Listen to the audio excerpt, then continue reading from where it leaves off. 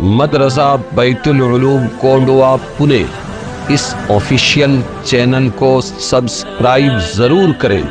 یاد رکھیے، اس سے کسی ایک شخص کو نہیں، پورے مدرسے کو فائدہ ہوگا اور آپ کو اجر عظیم ملے گا۔ نفس انسانی کی 3 حالتیں ہیں۔ کتنی حالتیں؟ نفس انسانی کی 3 حالتیں ہیں۔ کون کون سی 3 حالتیں ہیں؟ ہر نفس انسانی کو امارۃ بالسوء یعنی برے کاموں کا حکم کرنے والا کہا۔ نفس امارہ برے کاموں پر ابھارتا ہے ہر نفس۔ جیسا کہ ایک حدیث میں حضور نے فرمایا، صحابہ کرام سے سوال کیا ایسے رفیق کے بارے، دیکھو بہت عجیب حدیث ہے، اے میرے صحابہ ایسے رفیق، ایسے دوست کے بارے میں تمہارا کیا خیال ہے جس کا حال یہ ہے اگر تم اس کا اعزاز و اکرام کرو، کھانا کھلاؤ، کپڑے پہناؤ، تو وہ تمہیں بلا اور مصیبت میں ڈال دے، اور اگر تم اس کی توہین کرو، بھوکا ننگا رکھو، تو تمہارے ساتھ بھلائی کا معاملہ کرے، ایسا دوست کے بارے میں، ایسے دوست کے بارے میں تمہارا کیا خیال؟ صحابہ نے عرض کیا، یا رسول اللہ اس سے زیادہ برا دنیا میں کوئی اور ساتھی نہیں ہو سکتا۔ آپ صلی اللہ علیہ وسلم نے فرمایا، قسم ہے اس ذات کی جس کے قبضے میں میری جان ہے، کہ تمہارا نفس جو تمہارے پہلو میں ہے وہ ایسا ہی ساتھی ہے، جتنا اس کو کھلائیں گے پلائیں گے، اس کی خواہشیں پوری کریں گے، یہ ہم کو ذلیل کرے گا دنیا میں بھی آخرت میں، اور جتنا اس کو کنٹرول میں رکھیں گے، اس نفس کو ماریں گے، اس کے خلاف اللہ کے حکموں کو پورا کریں گے، اتنا قابو میں آئے گا۔ روزے میں قابو میں آتا ہے کہ نہیں؟ روزے میں جو لوگ غیبتیں کرتے بیٹھتے ہیں ہمیشہ، تیرے کو معلوم کہ اس نے ایسا کیا، اس نے ویسا کیا، اگر کوئی دوسرا بھی کرتے بیٹھا تو یہ ایسا نڈھال رہتا ہے کہ وہ بولتا جاؤ نا یار یہ بکواس بند کرو، کیونکہ نفس کو کنٹرول میں رکھا ہے۔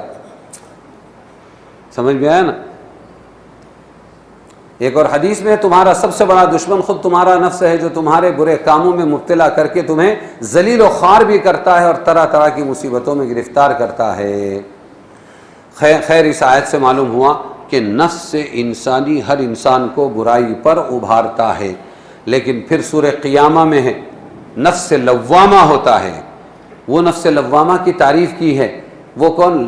ملامت سے لوامہ ہے، جو بہت ملامت کرتا ہے کہ تو کیسا بندہ ہے اللہ کا، اس نے اتنے احسان کیے، تو گناہ کرتا ہے، اللہ کی نافرمانی کرتا ہے، اس کی دی ہوئی طاقت کو غلط استعمال کرتا ہے، یہ نفس اندر اندر سے ملامت کرتا ہے، اس کی تعریف کی گئی ہے۔ تو دو نفس ہو گئے، اور تیسرا ہے کون سا؟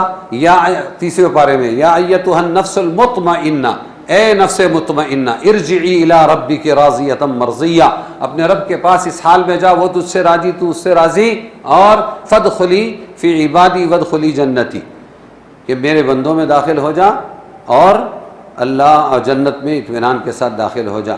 یہ کون ہے؟ یہ نفس مطمئنہ۔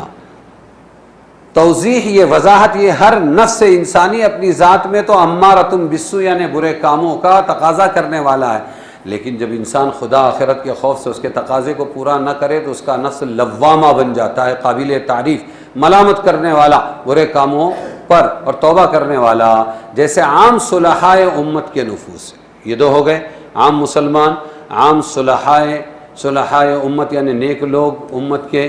اور جب کوئی انسان نفس کے خلاف مجاہدہ کرتے کرتے اپنے نفس کو اس حالت میں پہنچا دے کہ برے کاموں کا تقاضا ہی اس میں نہ رہے، تو وہ نفس مطمئنہ بن جاتا ہے۔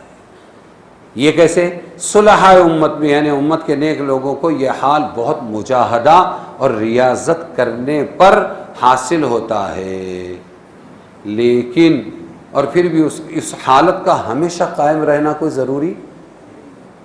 غفلت پر پھر وہ گناہ والا نفس کا غالب آتا ہے، اور انبیاء علیہ السلام کو خود بخود یہ نفس مطمئنہ عطا ہوتا ہے۔ انبیاء کو بغیر ریاضت کے اللہ کی طرف سے خود بخود نفس مطمئنہ عطا ہوتا ہے، ایسا ہی نفس مطمئنہ بغیر کسی سابقہ مجاہدے کے نصیب ہوتا ہے، اور وہ ہمیشہ اسی حالت پر رہتا ہے۔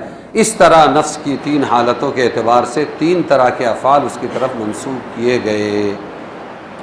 آگے کہا، ان ربی لغفور الرحیم، میرا رب بڑا غفور ہے، رحیم ہے، کہ نفس امارہ بھی دیتا ہے اور ساتھ میں نفس لوامہ بھی دیتا ہے، توفیق بھی وہی دیتا ہے، اور پھر نفس مطمئنہ بھی دیتا ہے۔